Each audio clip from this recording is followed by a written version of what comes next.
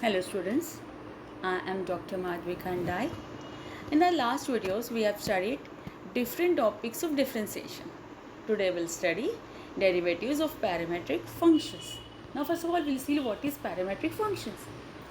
If x and y are expressed as functions of same variable t, and it can express as x is equal to f of t and y is g of t, then these equations are said to be parametric functions. These equations are said to be if x is f of t and y is g of t are called as parametric functions, and the variable t is called as parameter.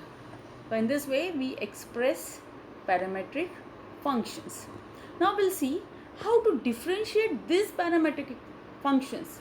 There is one theorem which is very important. It was asked so many times in board exams. So that we'll see first.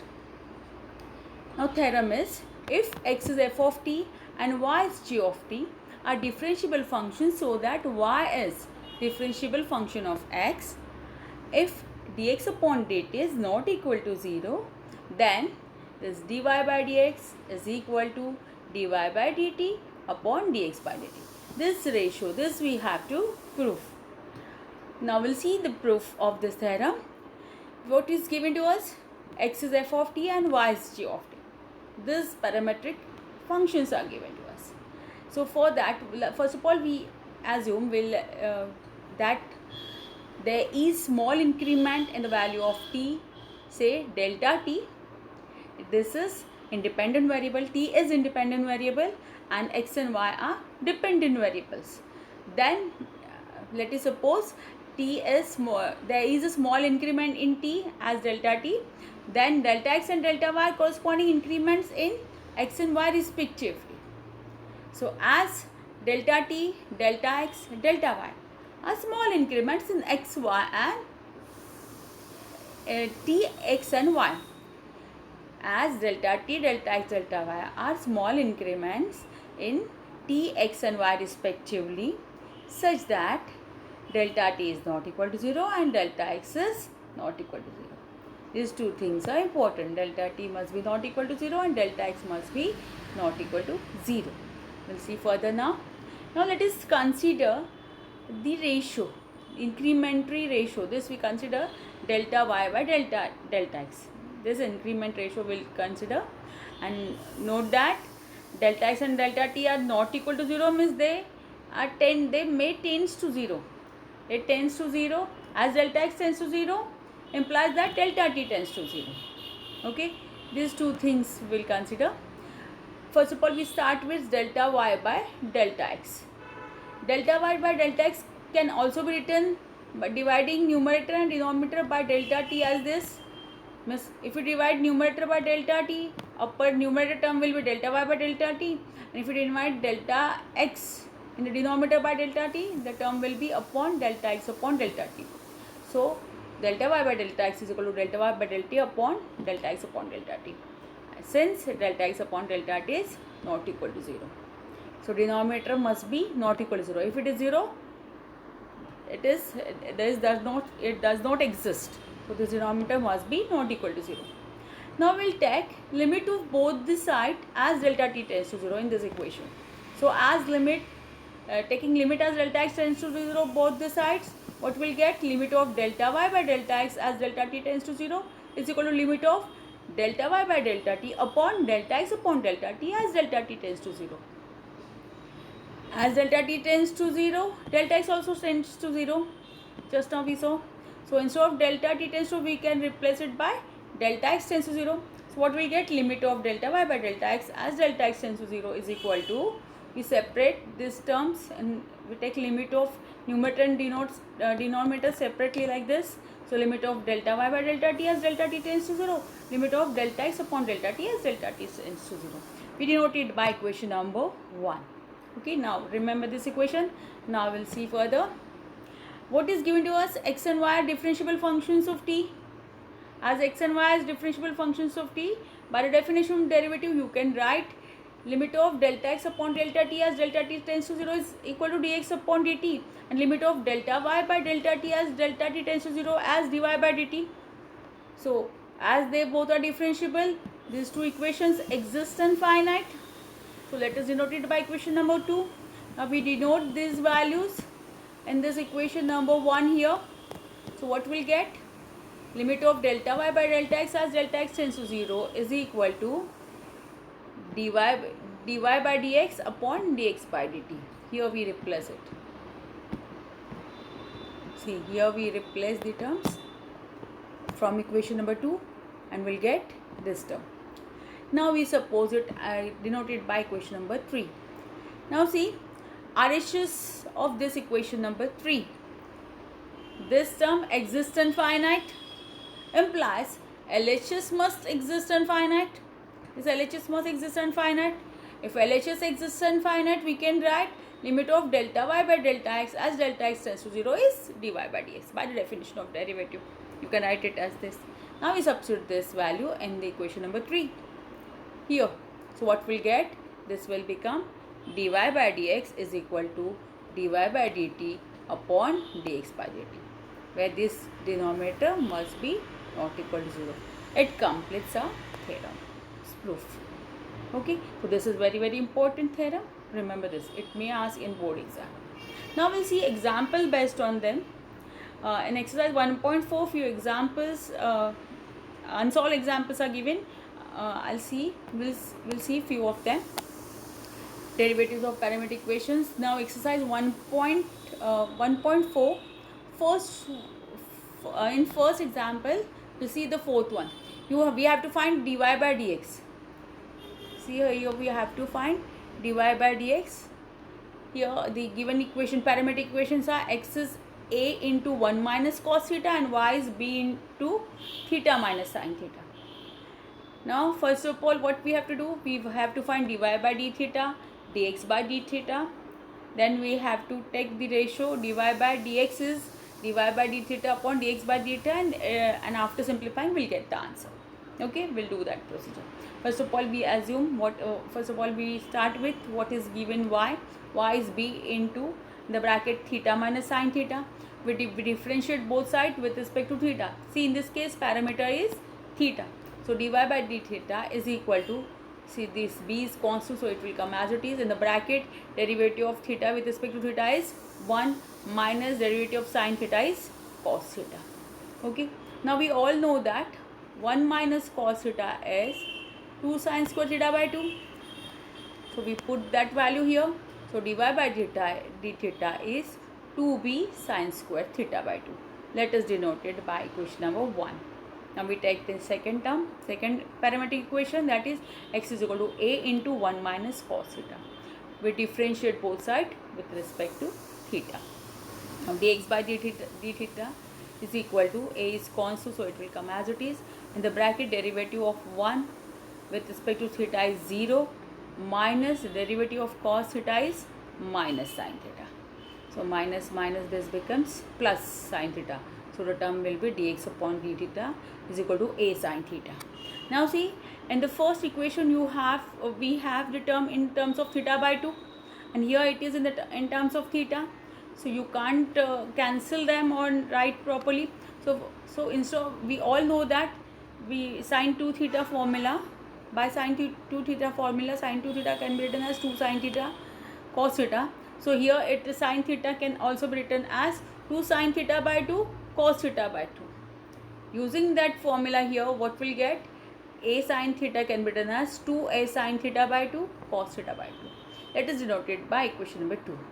Now dy by dx is equal to what? Dy by d theta upon dx by d theta. So from this equations 1 and 2, we substitute the values here. So in the numerator, 2b sin square theta, in the denominator 2a sin square theta by 2 cos theta by 2.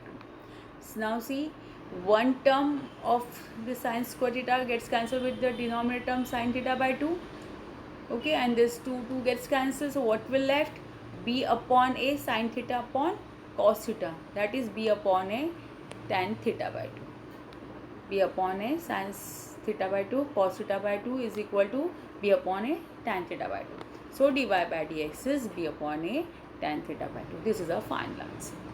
Okay, understood? So whenever you differentiate parametric equations, first of all you have to differentiate the equations separately, parametric equations separately, then take the ratio dy by dx. Okay, this is the procedure. We'll see next problem now. Next unsolved problem basically. Second exercise, fifth one. Here you have to find dy by dx. And you have given parametric equation x and y. X is equal to t is equal to x is equal to t plus 2 sin theta by 2 and y is equal to 3t minus cos theta by theta t. Here you have to find the value of dy by dx at t is equal to 1 by 2. So first of all we find dy by dx and then we find out dy by dx at t is equal to 1 by 2. So with the same procedure you have to do. First given y, consider y is 3t minus cos of pi t. Differentiate with respect to the parameter t. So dy by dt is equal to derivative of 3t is 3 minus derivative of cos of pi t is minus sin of pi t and derivative of pi t is pi. As it is composite function, we have to differentiate this also. Derivative of pi t is pi. We collect the terms. So dy by dt is 3 plus minus becomes plus pi sin pi t. Let us denote it by equation number 1. Now consider the second parametric equation, that is x is equal to t plus 2 sin pi t. Now we differentiate with respect to t both sides. So dx upon dt is equal to derivative of t with respect to t is 1 plus 2 times derivative of sin of pi t is cos of pi t and derivative of pi t is pi. Now we collect the terms and write properly. Dx upon dt is 1 plus 2 pi cos of pi t. Let us denote it by equation number 2. Now dy by dx is dy by dt upon dx by dt. We put the values from equations 1 and 2. So numerator 3 plus pi sin pi t, denominator 1 plus 2 pi cos pi t from equations 1 and 2. Now what we have to find? Dy by dx at t is equal to 1 by 2 we have to find. So at t is equal to 1 by 2,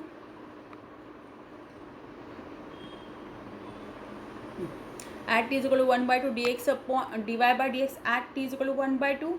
So first of all write down 3 plus pi sin, instead of t put 1 by 2. So pi into 1 by 2 is pi by 2, isn't it? Similarly 1 plus in denominator 1 plus 2 pi cos of pi into pi by 2 is pi by 2. Now we put the values of sin pi by 2 and cos pi by 2. What is sin pi by 2? Sin pi by 2 is 1. What is cos pi by 2? Cos pi by 2 is 0. We put the values. So 3 plus pi into 1 and 1 plus 2 pi into 0. So denominator term becomes 1. 2 pi into 0 is 0. 1 plus 0 is 1 will be in the denominator. In the numerator 3 plus pi. So dy by dx at t is equal to 1 by 2 is 3 plus pi. Understood the procedure? We'll see one more problem from this exercise. It is show that problem. Proof that means here you have given the answer, you just have to prove it. Okay. So first of all see. Procedure is same. Here see. If x is log of 1 plus t square, y is t plus tan inverse t, show that dy by dx is equal to under root of e raised to x minus 1 upon 2. This we have to prove. Okay. So first of all consider y is t minus tan inverse t. Differentiate with respect to t. So dy by dt what it will be? Dy by dt is equal to derivative of t is 1 minus derivative of tan inverse t is 1 upon 1 plus t square. Okay. Now we cross multiply this. So 1 plus t square minus 1 upon 1 plus t square, plus minus 1 gets cancelled. What will left? T square upon 1 plus t square. Let us denote it by equation number 1. Now we take second parametric equation, that is x is equal to log of 1 plus t square. We differentiate with respect to t. So dx upon dt is equal to derivative of log of 1 plus t square is 1 upon 1 plus t square into derivative of this, derivative of ddt of 1 plus t square. Derivative of this 1 plus t square is what? derivative of 1 is 0, derivative of t square is 2t. So dx upon dt is 2t upon 1 plus t square, noted by equation number 2. Okay. Now using this equations 1 and 2, we can write dy by dx is dy by dt upon dx upon dt. So numerator t square upon 1 plus t square, denominator 2t upon 1 plus t square, that is equal to t by 2. See, but what we have to prove? Dy by dx is under root of e raised to x minus 1 upon 2. We have find in terms of t by 2. Now we all know that what is x?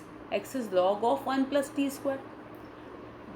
We all know that we can write it x is equal to log of 1 plus t square as e raised to x is 1 plus t square. Logarithmic equation को exponential के form में हमने convert कर लिया. So e raised to x is 1 plus t square, which implies what is t? T is ये t square is क्या हो गया? E raised to x minus 1. So t is under root of e raised to x minus 1. Okay, so let us denote it by equation number 4. We put the value of t from here to this equation number 3. So substituting 4 in 3, what will get?